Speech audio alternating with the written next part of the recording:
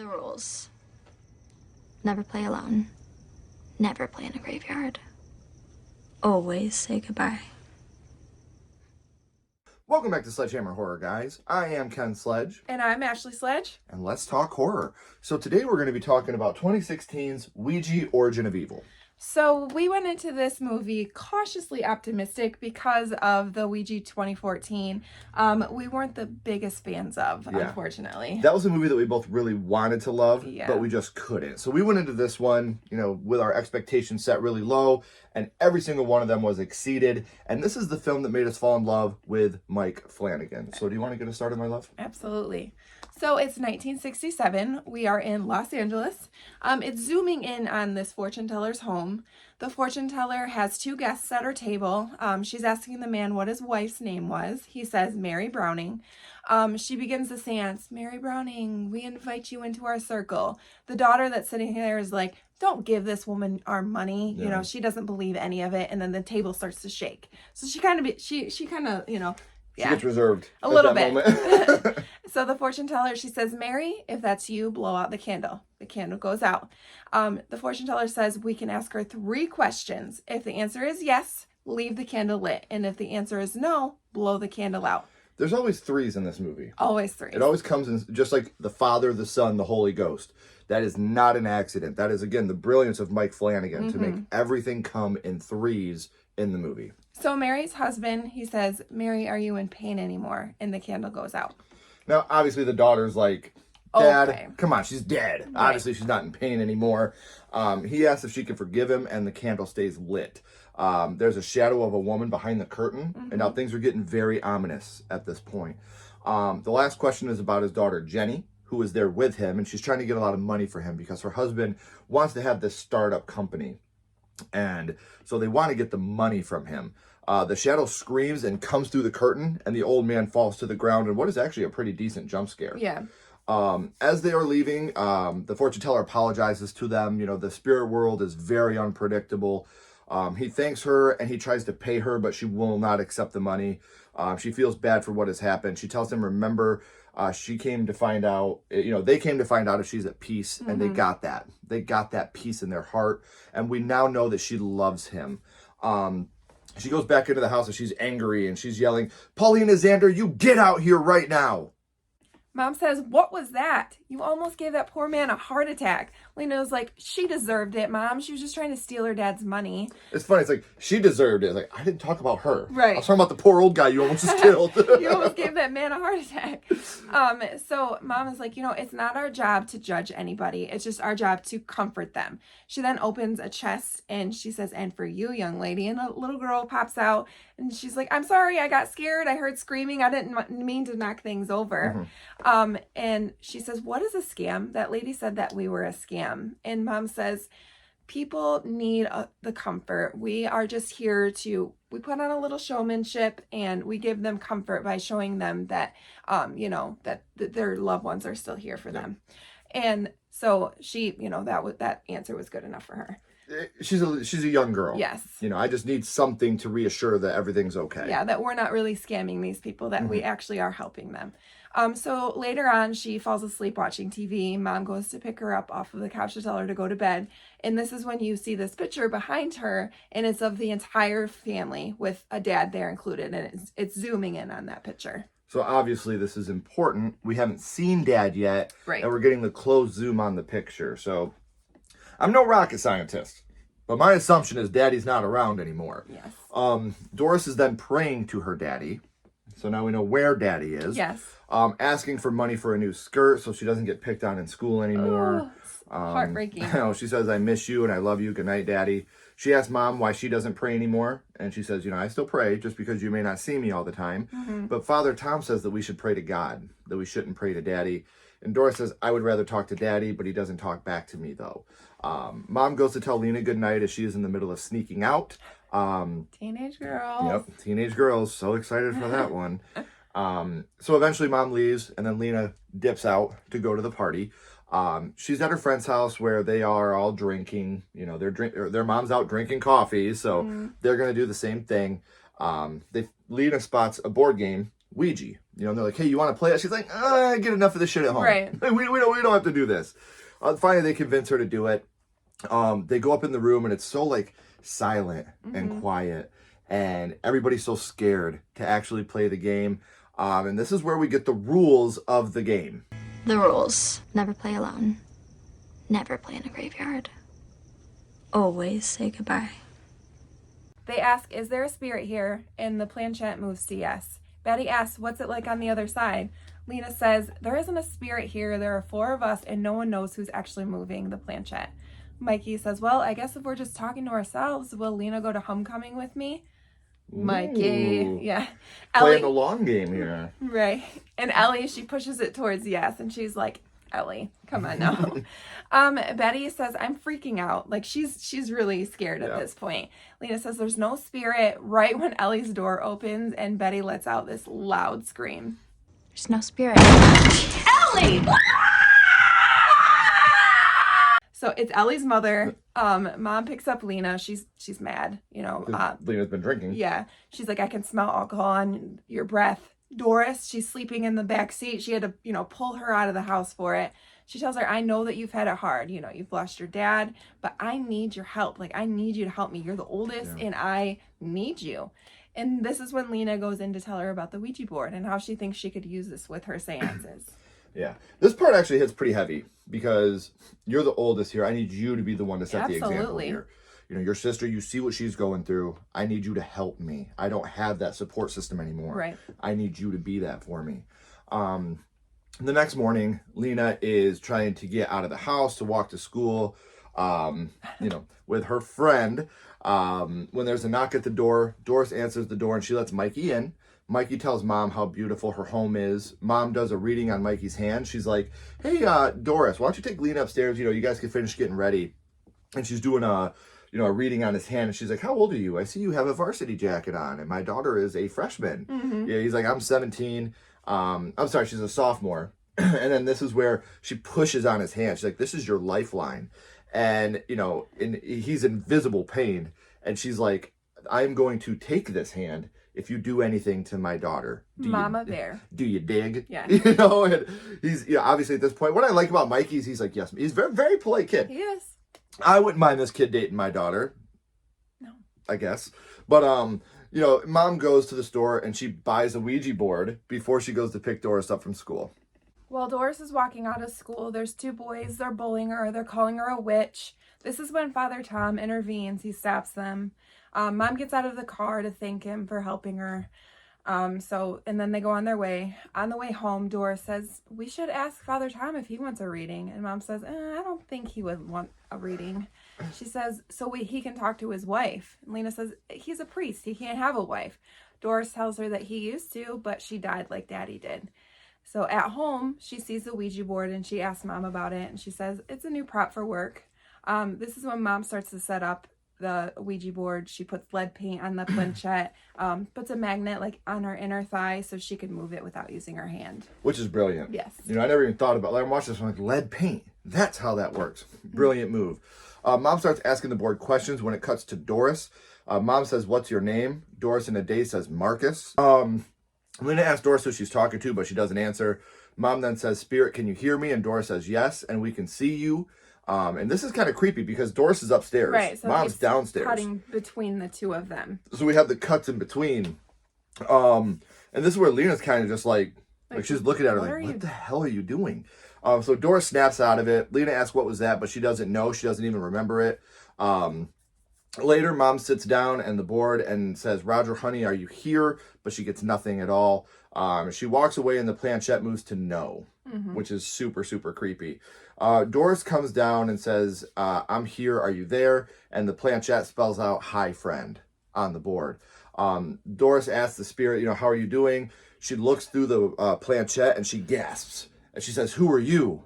We cut to Lena sleeping and something keeps pulling our covers down. She keeps pulling them back up until it completely just gets ripped off of her.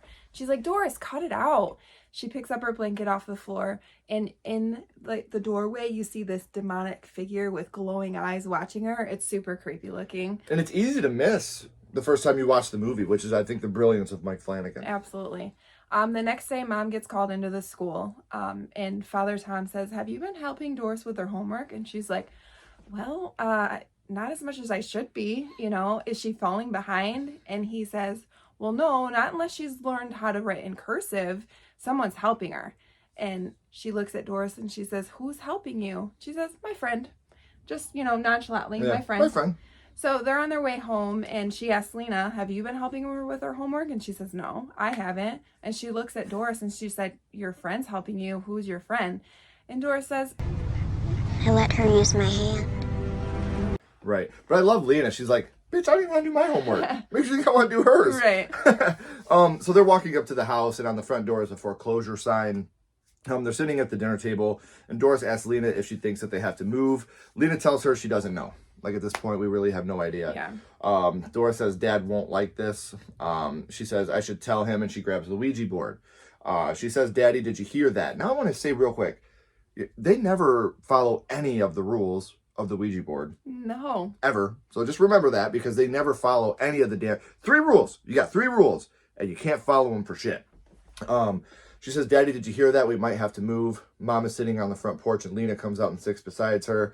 It tells Lena, I'm sorry. Mom says, this isn't right. This is your dad's house. You know, this was your father's house. We shouldn't have to leave.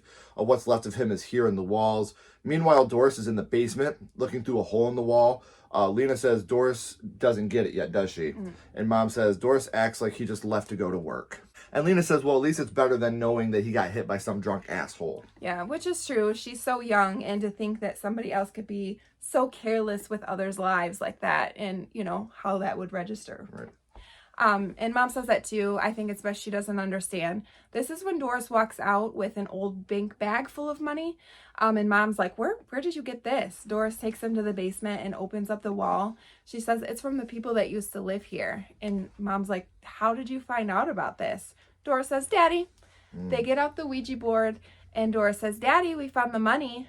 She says it's hard to hear them sometimes, like they're driving through a tunnel and the car radio is staticky. Static. Yeah. And so Mom is like freaking out at this point.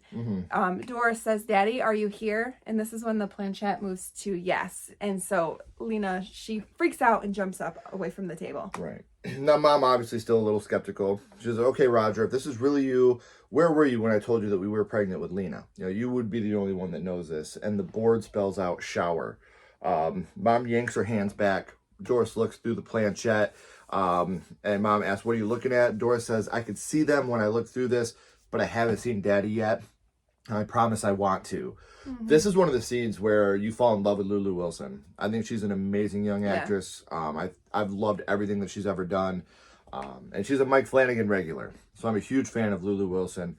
And Lena tells Mom Doris could have manipulated the board. Mom says it's real. You know, the shower thing really sold Mom, because in her eyes, how could this person have known that? Right. You know, this is the truth to me.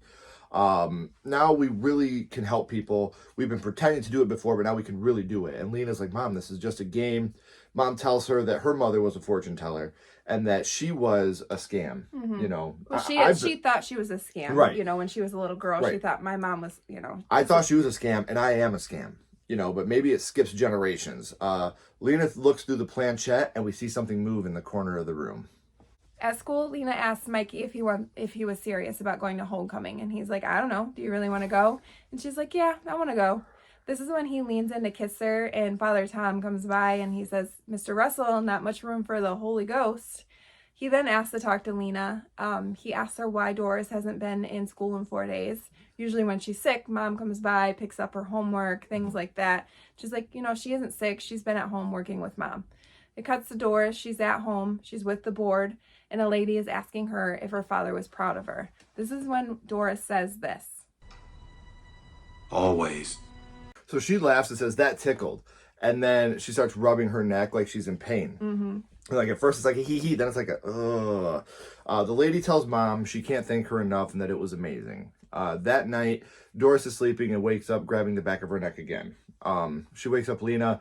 Lena gets her some medicine and says if it doesn't help, then we'll wake up Mom. Just please go back to bed. Doris goes to the Ouija board asking what is happening to her neck. She then looks through the planchette and sees the shadow figure and she gets scared. Still don't know who this is. but we know that it's a very, very scary entity. She walks over to the mirror and looks through the planchette when she sees an all-black demon with glowing yellow eyes, and she screams when the monster puts its arm inside of her mouth. This looks so cool. It does. I love the way that this looks. And he, pulls her to the ground. She then gets back up and she's in Lena's room whispering in her ear. Like, now she's possessed. Yeah, it's so weird the way she's whispering, like she's mindless, just like, yeah. It's almost like it's overdubbed. Yeah. It looks great though. I does. love. This is when CGI can be beneficial to a horror film. Not very often, but this looks really, really good. Lena wakes up and she can hear the whispering. She looks into the bathroom mirror and sees that her mouth has been sewn shut. So she wakes up from the nightmare, and then we're at school. Doris is standing on the playground, looking super spaced out, not talking, just standing in one direction. This is when the bullies from the beginning, they have this slingshot, and they're getting ready to pull it on her. And she looks at him, and he starts turning the slingshot towards himself. And I love his friend. He's like, "What are you doing, bro?" I know. Dude, what are you doing?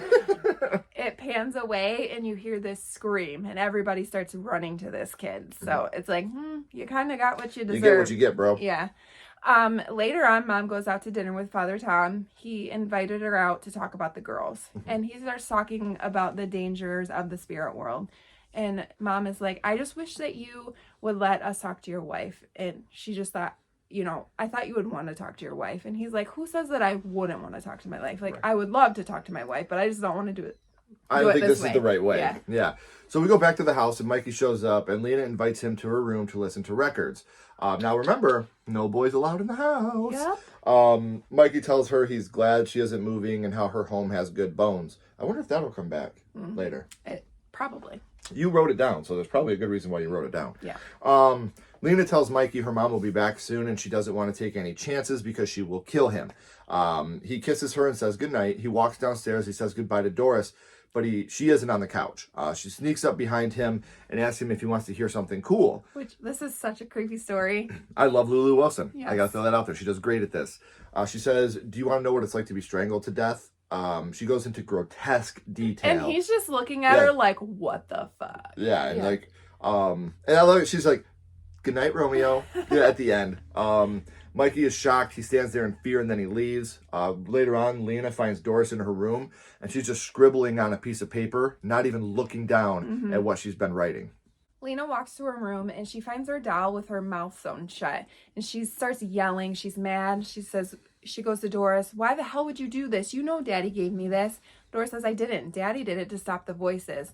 Lena's like, okay, this isn't funny anymore. This is when Mom comes up and she's like, what is all the yelling about? And Lena's showing Mom what she did. And she says, I didn't do that. She's lying. Daddy did it. And this is when Lena starts saying something is wrong with her. You're either too stupid or too stubborn to realize what's going on. And you can tell Dad's not in the picture anymore because Dad would have came walking up them stairs really fast if he heard someone talking to his wife that way. Right. She's like, you two can live in this fantasy world, but leave me and leave Dad out of it. This is when Mom follows her into her room and she's like, you cannot talk to me like that. Doris has been through just as much as you have and she is dealing with it this way. This is how she's dealing with it. And she was like, there's something wrong with Doris. She's just not right. And Mom was like, well, this is how she's dealing with it. Right. She's experiencing something amazing and so am I. At this point, the way that she's looking at it is this is something amazing that she's experiencing. And maybe she is overcompensating because she wants to hear from her husband so much. Right. And she says, I wish you would join us. It could help you heal. Lena says, do you hear the basic things that she is saying? Forgiveness, I'm proud of you, I miss you. These are all things that are just basic. That's all they are, basic things that people need to hear. There's nothing extraordinary about the things that she is saying. The same things that you used to tell your clients because you want them to believe it. Mom says, no, she knows things. I ask her specific questions.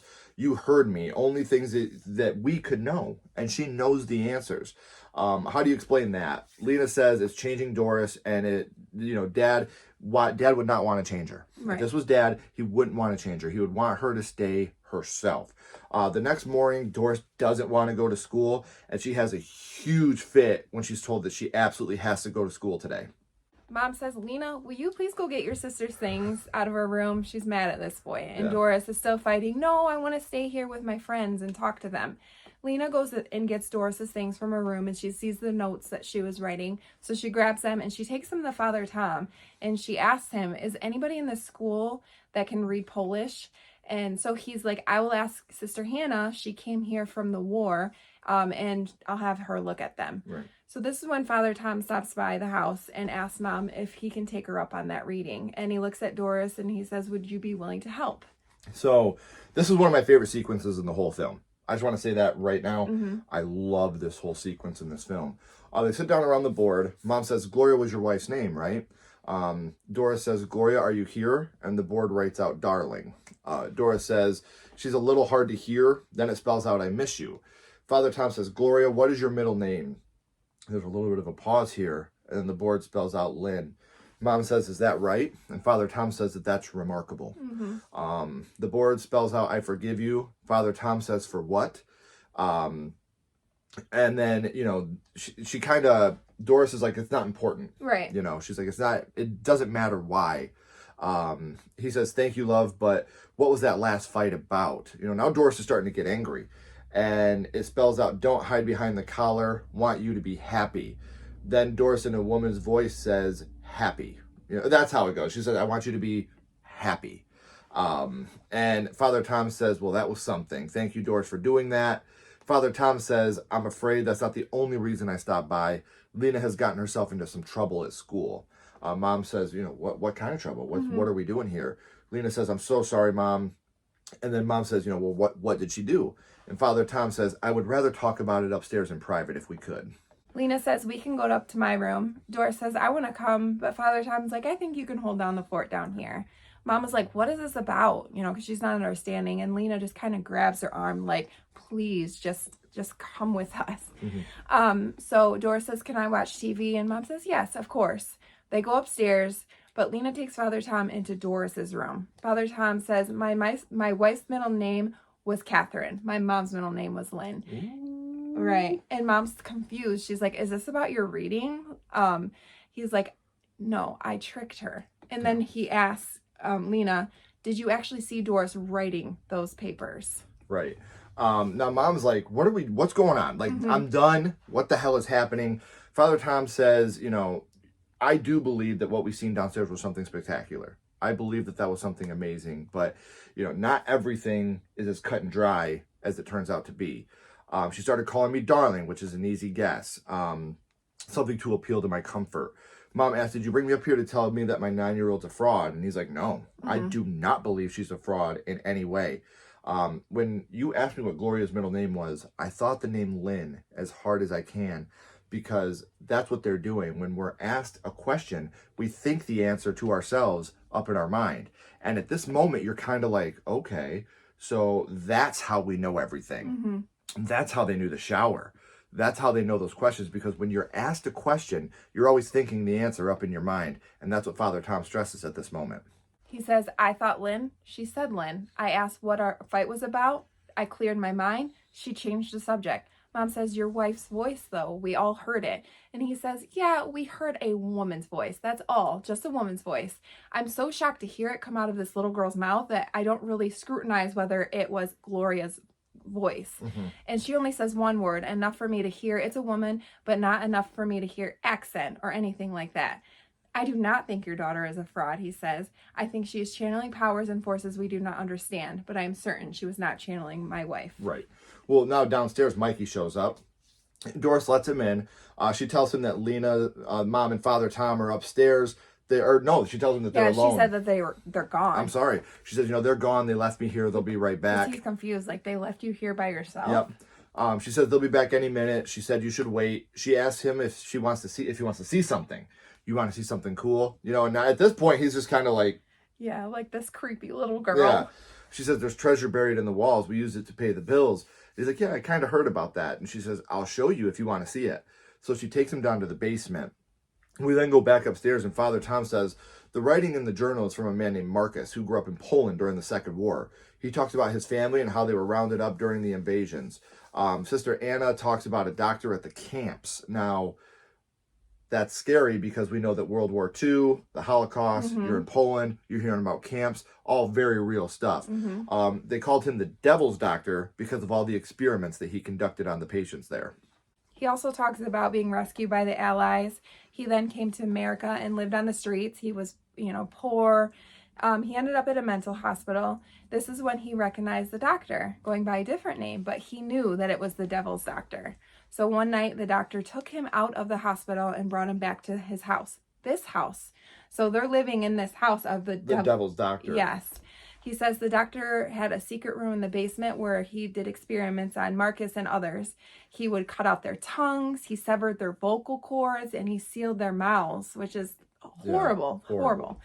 He kept them in secret in the basement, so even when people would come to visit, they couldn't hear them scream. They have no tongues, their mouths are sealed shut. No vocal cords. Yeah.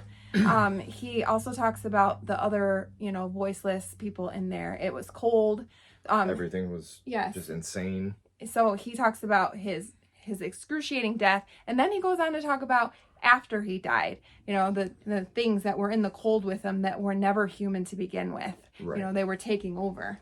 And, it's such a dark thought, to be able to come back from that darkness and tell the story through the little girl where she's, writing all these things down is absolutely terrifying.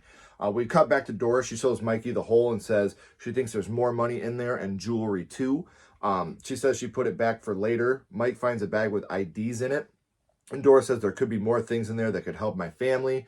Mikey reaches back in when Doris's face goes into the dark and her eyes are glowing and her mouth is wide open. I love how her mouth looks. It looks so good, and creepy. Yes. Now we get a total Jaws reference here. Doris says, you were right what you said about this house. And a skull falls in the wall, like a really good jump scare, just like the face in Jaws, which my beautiful wife researched and found out about. And she says there's good bones in this house. She grabs his face and starts whispering in his ear, and her eyes are just completely white. We cut back upstairs and Mom says she knew things that only Roger and I knew. And Lena says, you asked her things that only happened inside this house, things that you and Dad did and said inside this house when you moved in. Of course they knew.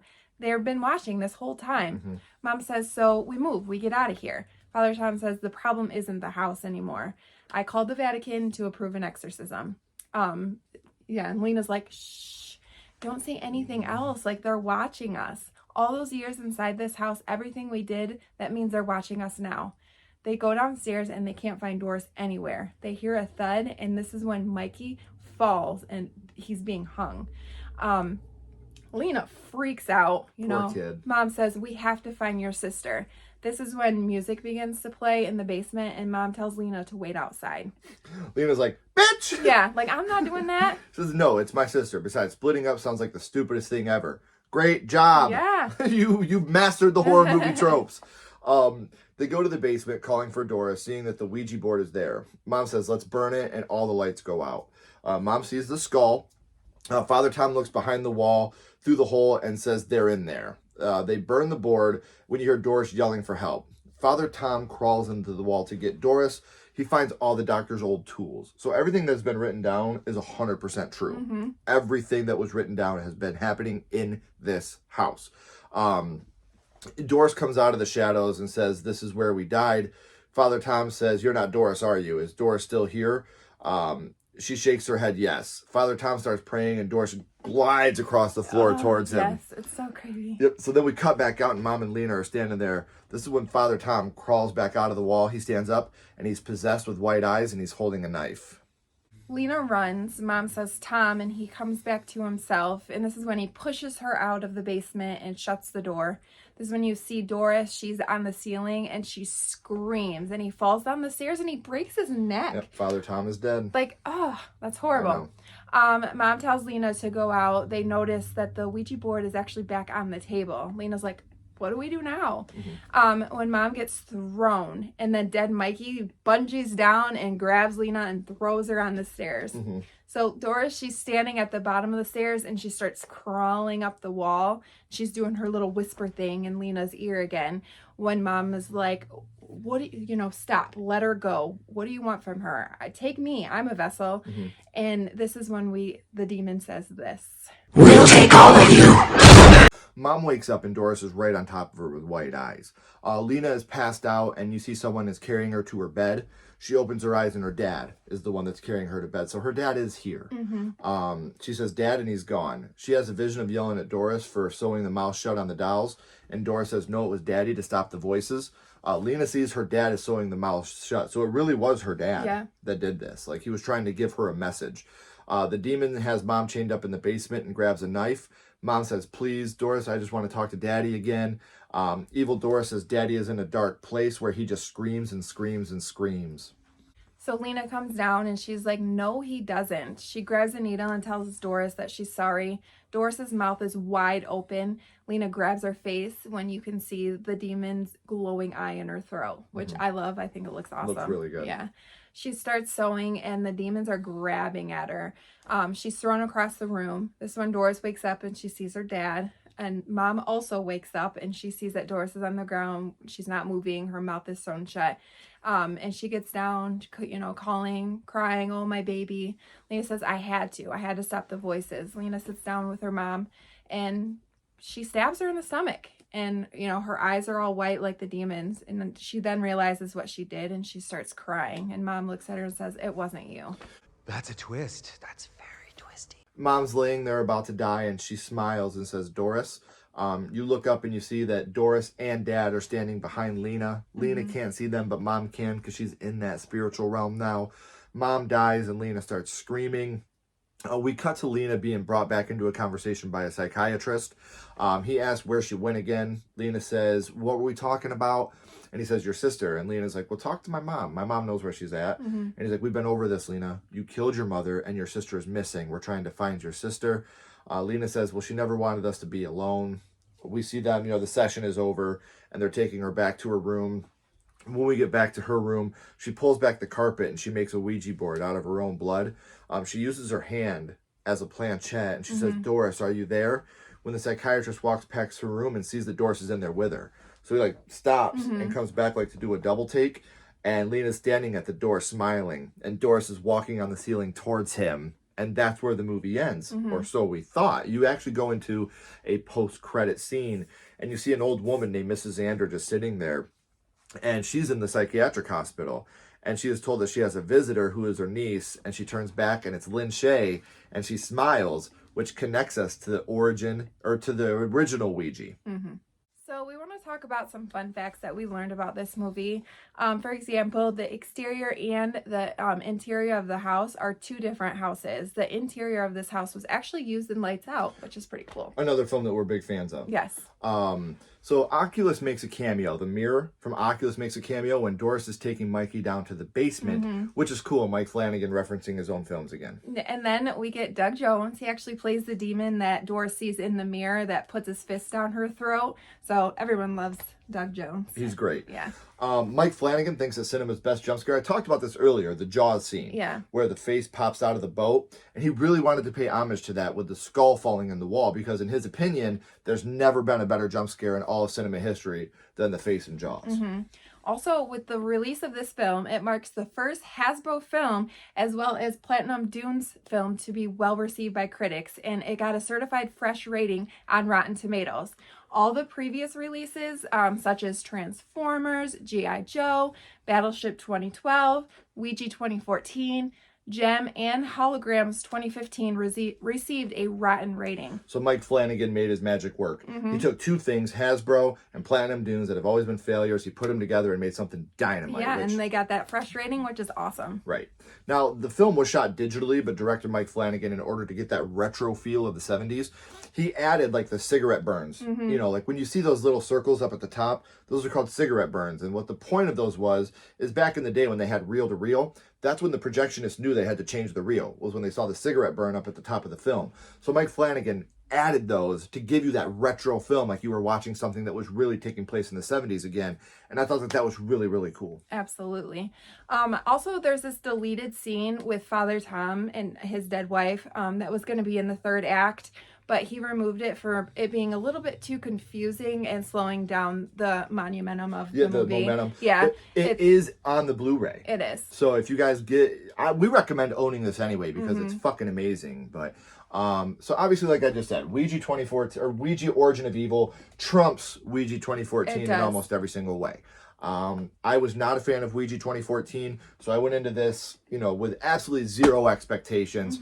But out of 5, I'm actually going to give this movie a 4.5. Whoa. Yeah, I'm going pretty high on this. I think this is one of Mike Flanagan's best features. I love Lulu Wilson. I love the cast. I love the story. Henry Thomas is great.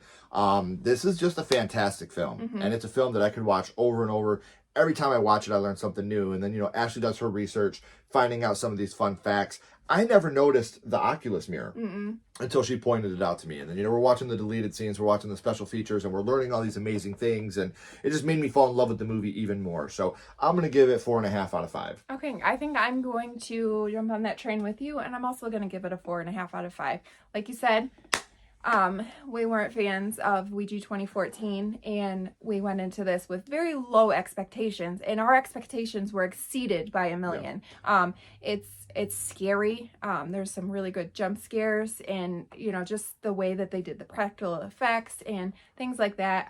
I really enjoy this movie and could watch it maybe every day. Yeah, and the twist that come along with the movie, like how they were playing in a graveyard the whole time. Like that's something that I thought was really, really smart on Mike Flanagan's behalf. And everything, the way that they tied it in with that post-credit scene of realizing that this was actually a prequel to Ouija. I didn't go into this knowing that. I thought this was Mike Flanagan trying to reboot the first film and make it his own.